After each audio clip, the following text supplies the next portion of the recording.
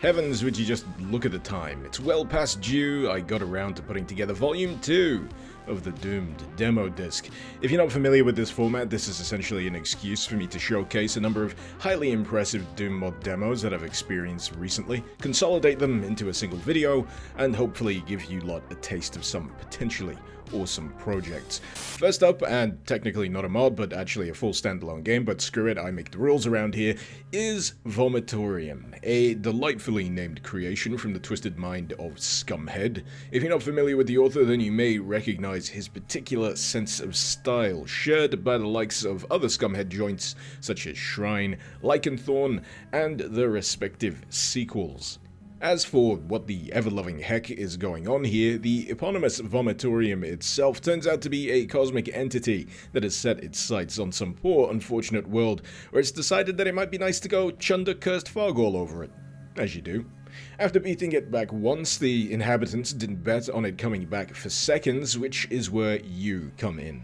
A manufactured warrior known as a Nephilim, capable of taking down the Great Chunderer itself once and for all. Despite sharing a lot of visual similarities to its forebears, VOMITOREUM instead leverages its decayed 8-bit Lovecraftian aesthetic with a splash of dieselpunk. It borrows heavily from the likes of Metroidvania, featuring upgrades that allow access to shortcuts and deeper reaches of the map, and you've also got a splash of Souls-like in here too, not just in some aspects of the theming, but also in the fashion that health replenishment works.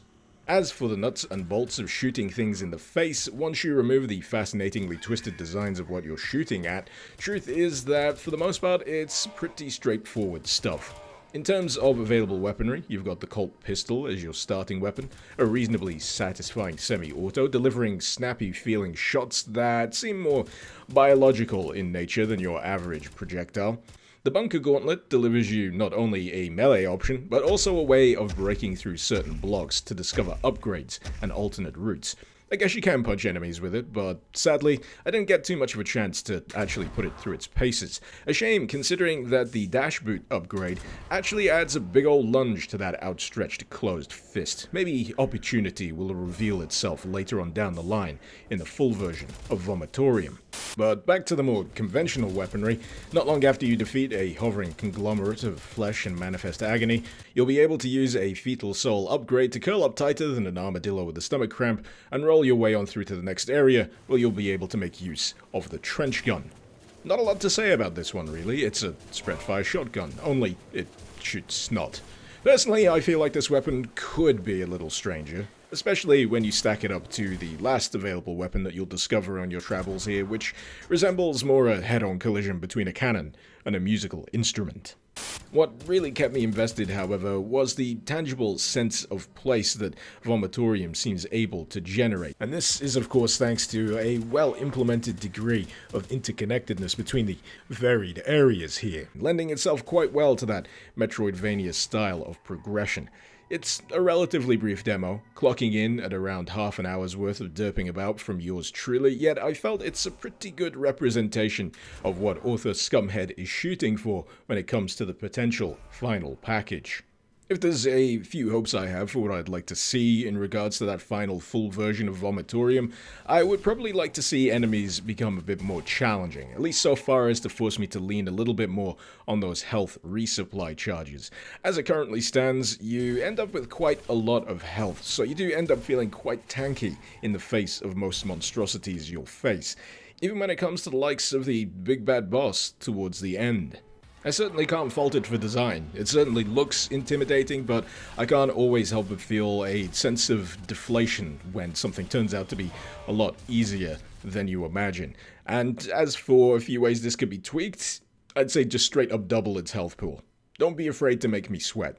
In any case, I still enjoyed VOMITOREUM overall, very intrigued to see what happens in the deeper reaches of this strange, twisted world, but as of right now it is worth restating that this is still a demo, so things are very much subject to change, and if you find yourself intrigued, why not check it out for yourself? And if I manage to release this on time, wait, no, I didn't. No, the Kickstarter's finished, never mind. Happy it got funded though.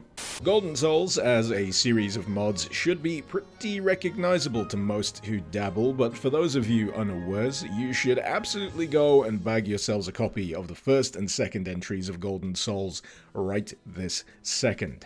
They are a Mario-inspired delight that will occupy you for quite a while. Doubly so if you shoot for a soaring comet run, but be warned, you may lose your sanity in the process. Trust me when I say, I was never the same. Hold on to your butts, chaps, we're going deeper! When it comes to the subject of Golden Souls 3, it's apparent that it's attempting something a little different. For one, there's a bit more mechanical complexity here. You can double wall jump with an additional ledge grab augment at the top. You can long jump, and should you find yourself so inclined, you can even combine the long jump with a charged melee attack to deliver a devastating high-power flying kick. These additions become a little bit more understandable when you witness the scope of the levels that are available in the demo here. These are open, explorable, multi-route maps that are very much channeling the spirit of Mario 64, tasking you with the collection of multiple Golden Souls stashed cunningly around the level itself. One may find you collecting red Slayer tokens in order to reveal its final resting place, one will goad you with its placement high atop a windmill, while another will see you plunging into the oddly spacious depths of a towering hedge in order to liberate it. To be honest, the degree of stuff available in the first level alone would usually be enough for most demo versions, but no, Golden Souls 3 comprehensively spoils us by offering yet another location, Serenity Shrine. This is a downright gorgeous looking map. It takes its theming from Japanese shrines and is honestly a wonderful level to get lost inside. The experience marred ever so slightly by the occasional drop in frame rate, and I imagine that's from just the dense proportion of detail and objects present whenever you face a particular direction.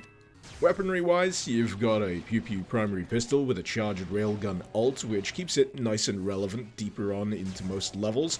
You've got a double-barrel shotgun that can fire a full volley, or each barrel sequentially, a snappy-sounding assault rifle featuring some star-based bling, and my favorite, the Trumpet Bus Mark II. Why is it my favorite? That's why.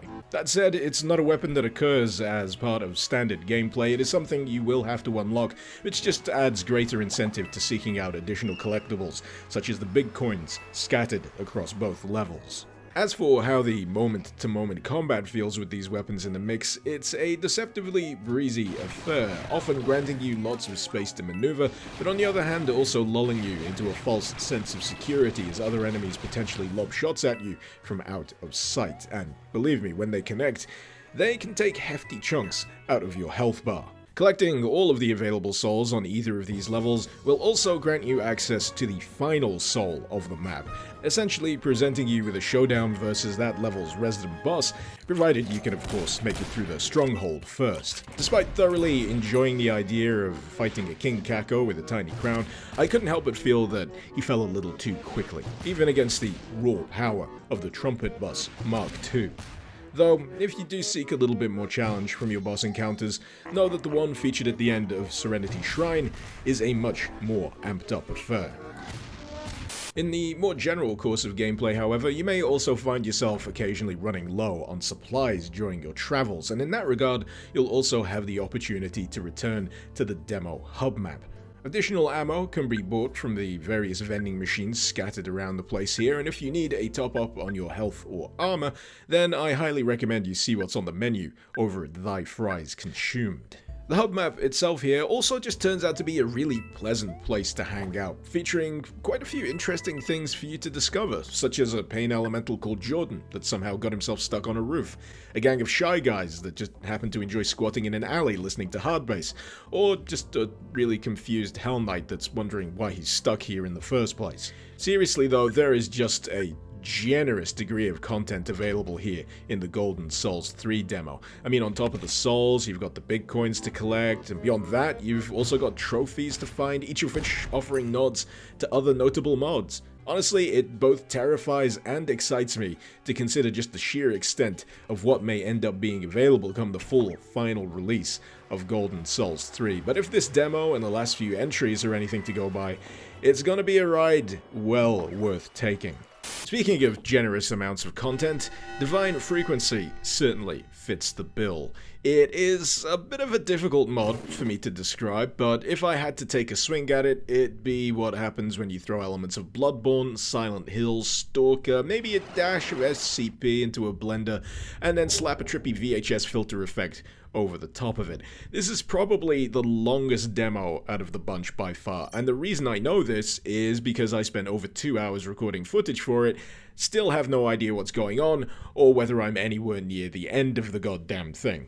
That said, I'm getting ever so slightly ahead of myself, because Divine Frequency is a mod that kicks off by teaching you how to dodge, flinging a bunch of fireballs into your face, and provided you survive that, then pits you against a skeleton with one heck of a mean right hook.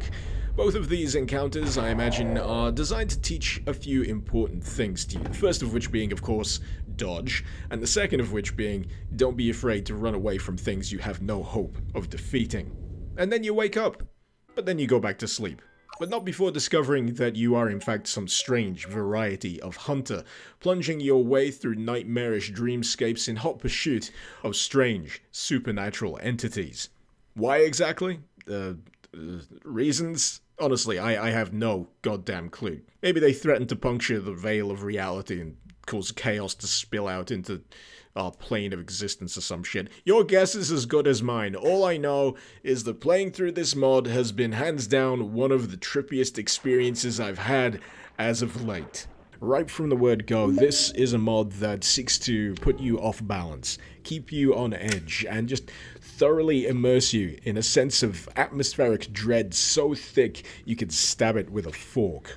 In terms of gameplay and progression, it's, all things considered, a relative slow burn. The first 10 minutes or so concern a lot of creeping through darkened, candlelit corridors, which eventually give way to more well-lit environs typified by the theme of industrial decay.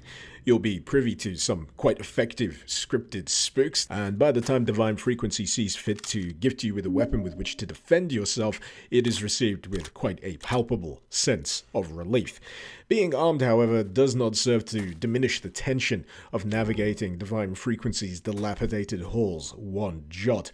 Though you'll be up against some familiar foes, some plucked from the extended Doom bestiary, some quite recognizably from Blood, you'll discover that they still manage to maintain quite the intimidating presence, somewhat magnified, I imagine, by the fact that ammo here is very much at a premium. A lot of your gameplay here will also involve scavenging, most of which done with the aid of a wrench, which I might add is discovered quite gruesomely lodged within the entrails of a dangling corpse. This cycle of exploration, scavenging, and the occasional bout of combat is complemented with a regular rotation of twisted design and unsettling encounters that exist purely to just get under your skin. A few early instances that certainly stand out in my mind involve, firstly, an NPC that you encounter in a hallway who just pleads with you to be left alone. So you do. You enter a room, think nothing of it, only to hear them being violently rent asunder by some unseen monstrosity behind the door. So naturally, you prime yourself for combat, and upon busting through, weapon at the ready, you discover nothing.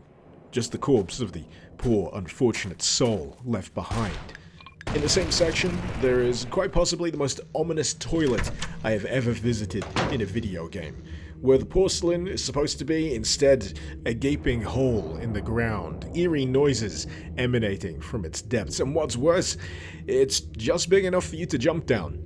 You don't have to, it's entirely optional, but boy, the curiosity and the apprehension wrestled within me for quite the uncomfortable length of time. And just think, this is for starters. This is all stuff that occurs relatively early on in the runtime of Divine Frequency, and from here on in, it gets weirder, it gets stranger, it gets more intense, enemies become much more frequent, and ultimately, you find yourself pitted against one of those aforementioned supernatural entities that may or may not screw with the fabric of reality. And even then, Divine Frequency decides to be unconventional. Rather than placing you in a typical shoot it till it dies situation, it instead throws that particular book out the window, says guns aren't really going to be all that effective here, and instead tasks you with luring this entity through a sequence of hallways, whereupon you can finally destroy it by crushing it in a trap. Honestly though, stuff like this, stuff that upends what you'd normally expect from a boss encounter, I just can't help but respect. But if you were thinking that Divine Frequency was about to take its foot off the gas, then I'm afraid you are sorely mistaken, because not long after that, you are dropped into this.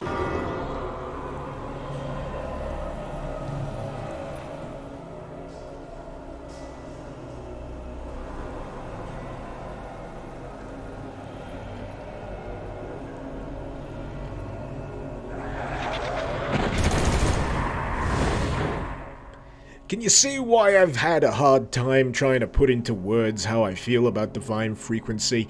It's just an experience and a half. Any attempt to really drill down into how this makes me feel will more resemble the insane ramblings of a crazy person that lives in the dumpster out back. This section is just a tidal wave overload of sound and visual input. It is every aspect of Divine Frequency dialed up to 11, and mercifully, it does end. It does return back to some semblance of normalcy, but once you come out the back end of that, you will not feel the same. You will wonder what this mod could possibly have up its sleeve next, and it just keeps going. It just keeps going. There's more industrial decay. There's another intriguing boss fight where you've got to make sure you're hitting the right enemy because the other one is armored to heck. And then there's a train, because if you're gonna have blood enemies, you might as well have a full-on blood homage. Did I mention this train has a carriage made entirely out of flesh? Is this the carriage with the marinara sauce? No? Well, screw you. And then when you reach the back of the train, there's a magic mushroom and... You've done it, lads. We have become drugs. I am drugs. But this feels like a good a point as any to leave the progression of Divine Frequency to the side for a moment, because quite frankly I enjoy the sensation of my brain remaining within the skull and not attempting to force itself out of my left nostril. If anything, everything that I've covered up until this point just feels like preamble compared to what comes next, and quite frankly, at this point, I literally cannot even deal with that. So, yeah, if you want to find out what happens, you're just gonna have to try it for yourself. It is an utterly unique blend of elements. I mean, sure, it trades in a lot of recognizable assets from all over the place, but the way it's combined, the way it's configured is utterly singular.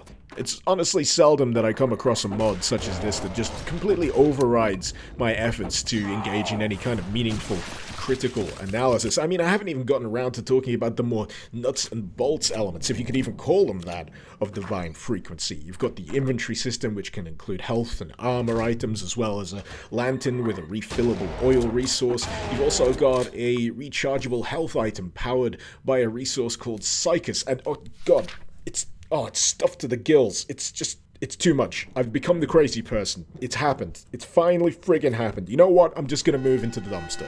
If you need me, you know where to find me.